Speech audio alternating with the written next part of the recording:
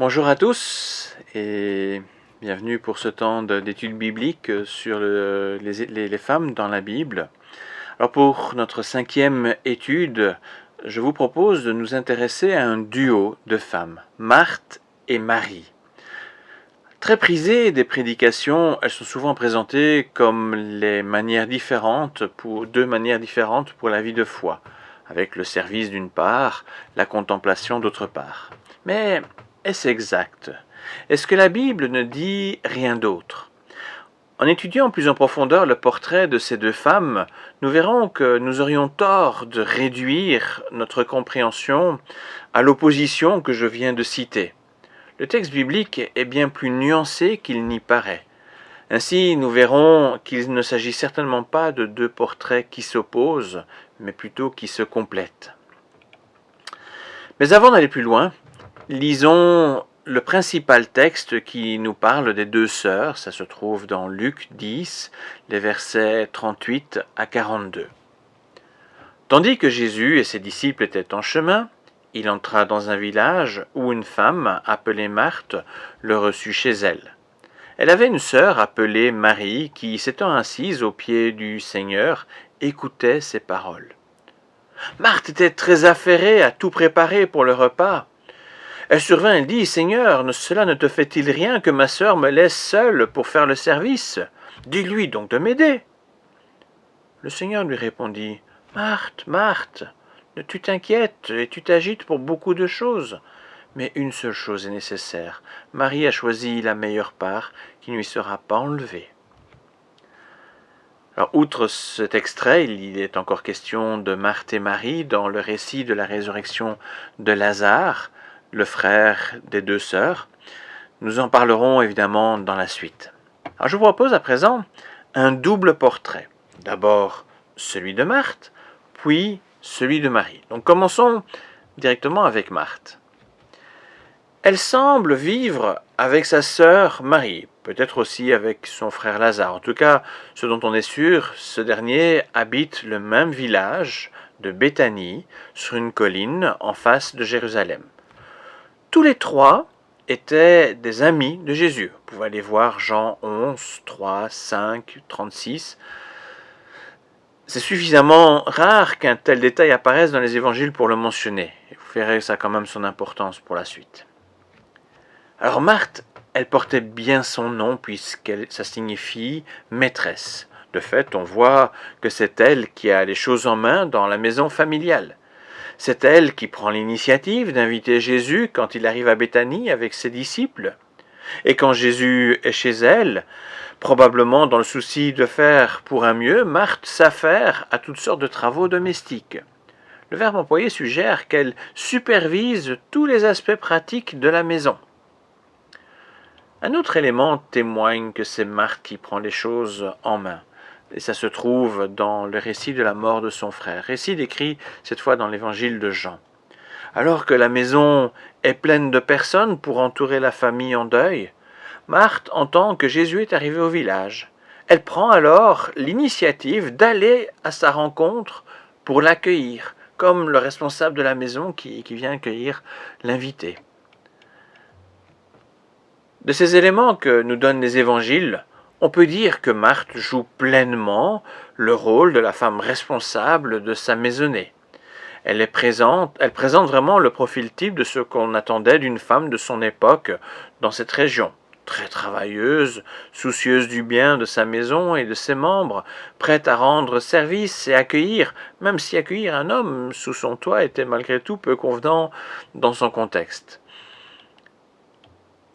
Pour Marie, cela se présente autrement. Le petit extrait lu au début dans l'évangile de Luc est assez interpellant à son sujet. Plutôt que d'aider sa sœur à accomplir les tâches dans l'ombre comme la bienséance de l'époque l'exigeait, Marie délaisse ses devoirs de femme pour prendre la place habituellement dévolue aux hommes.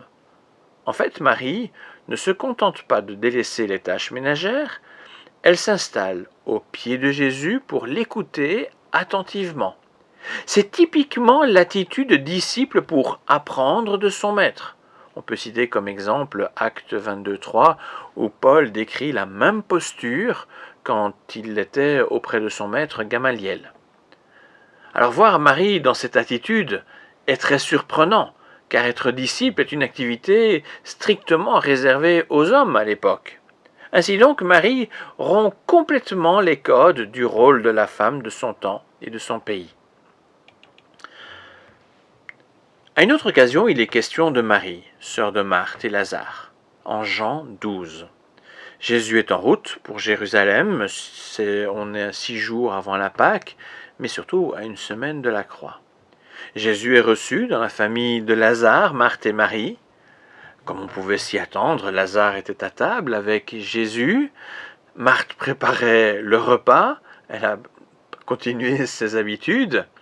Et de nouveau, Marie accomplit un geste étrange. Elle prit une grande quantité de parfum, de très bonne qualité et très cher, et elle le répand sur les pieds de Jésus. Ensuite, elle essuie ses pieds avec ses propres cheveux. Alors, son geste ne manque pas de susciter l'indignation. Judas Iscariote, le disciple de Jésus qui s'occupait des finances, ne manque pas l'occasion pour dénoncer le gaspillage. À première vue, Marie est donc un peu la fille insouciante, faisant fi du raisonnable et des conventions. Elle gaspille son temps plutôt que d'aider en cuisine. Elle gaspille le parfum onéreux, qui avait certainement demandé beaucoup de travail pour être payé. Alors après ces deux portraits, poursuivons en regardant cette fois l'attitude de Jésus à l'égard de chacune d'elles. Et rappelons au préalable que Jésus les aimait beaucoup toutes les deux. Dans les récits lucaniens de l'invitation de Jésus par Marthe, à un moment donné, Marthe manifeste clairement sa désapprobation à l'égard de sa sœur. On peut imaginer qu'elle avait d'abord essayé d'attirer l'attention de sa sœur pour la faire bouger. Mais Marie restant au pied de Jésus, Marthe prend Jésus à partie. « Seigneur, cela ne te fait-il rien que ma sœur me laisse seule pour faire le service? Dis-lui donc de m'aider. » C'est une phrase que j'ai souvent entendue dans la famille, avec les frères et sœurs. Pourtant, Jésus ne lui donne pas raison. Même si Marthe s'appuie sur les convenances de son époque, Jésus prend ses distances vis-à-vis de ces convenances, même quand cela semble mettre son amie Marthe en peine. Avec douceur, mais malgré tout avec assurance, Jésus va rappeler à Marthe le sens des priorités.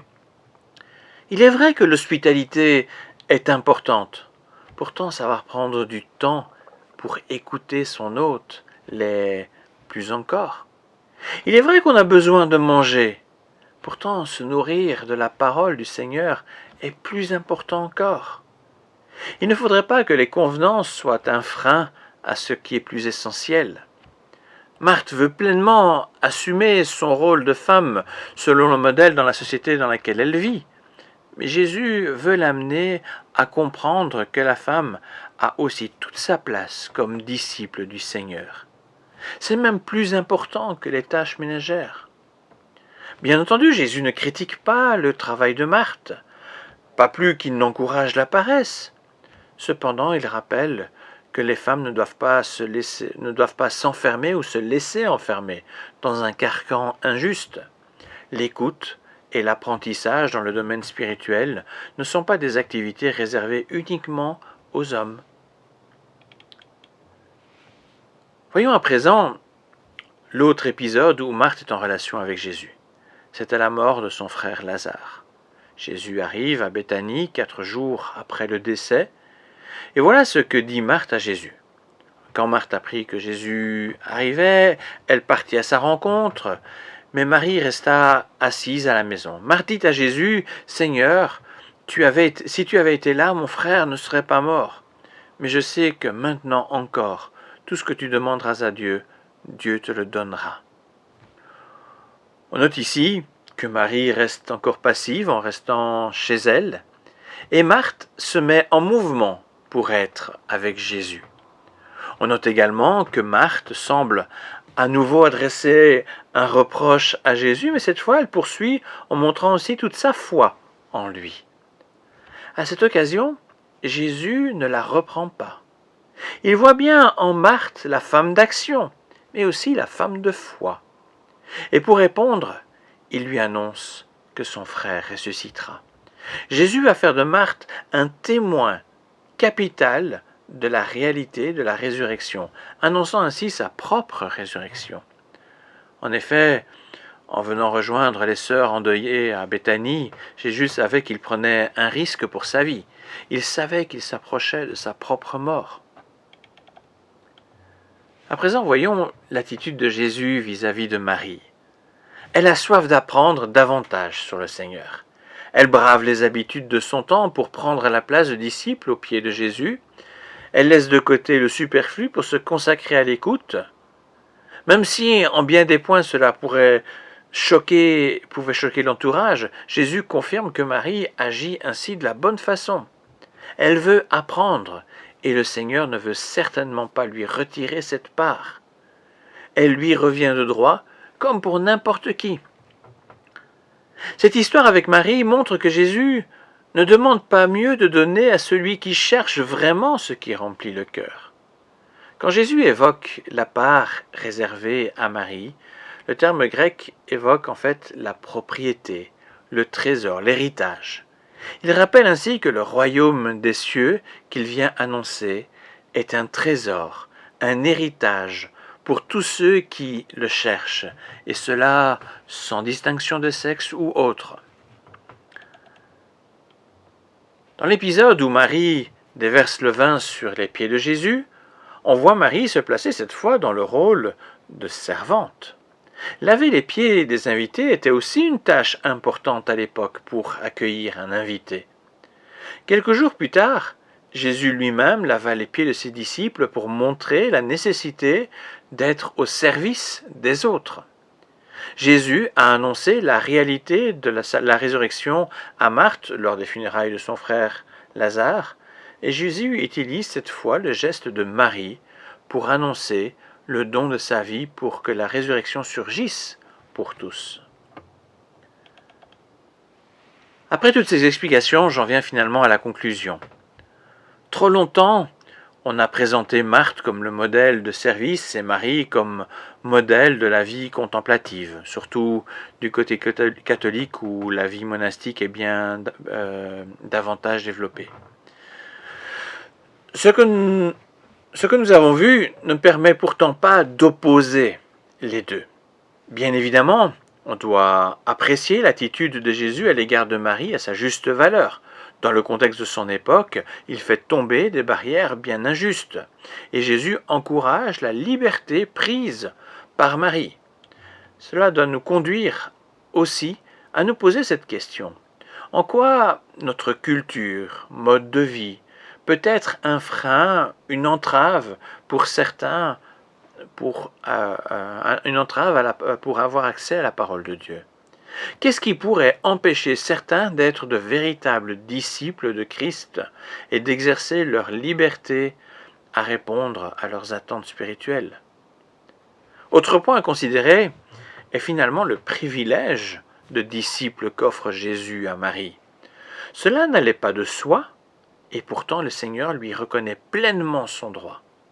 Aujourd'hui, nous oublions bien vite qu'il s'agit d'un privilège, qu'on soit homme, qu'on soit femme, et nous perdons beaucoup à ne pas toujours l'exercer comme Jésus nous en donne, la liberté à tous.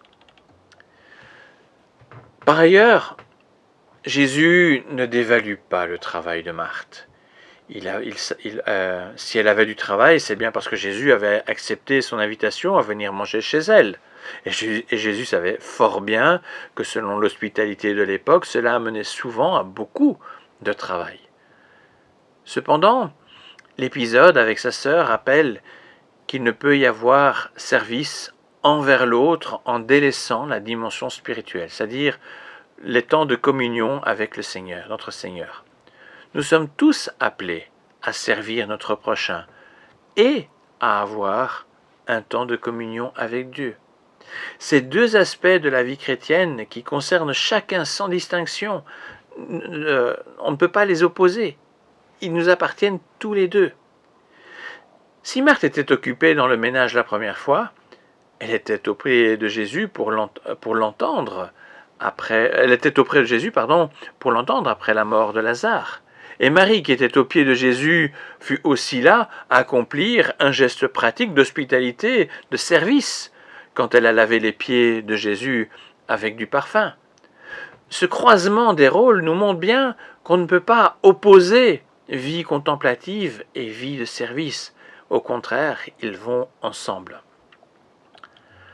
Nous devons aussi, dans notre propre vie, trouver cet équilibre entre l'écoute de Dieu, de sa parole, qui est très importante, et puis le service auprès des frères et sœurs. Mais cet équilibre ne doit jamais se faire en délaissant le temps privilégié avec notre Seigneur. Il faut toujours lui garder la première place. Je vous remercie pour votre écoute et à une prochaine pour non seulement culte, méditation biblique, mais aussi pour une prochaine étude biblique. Au revoir!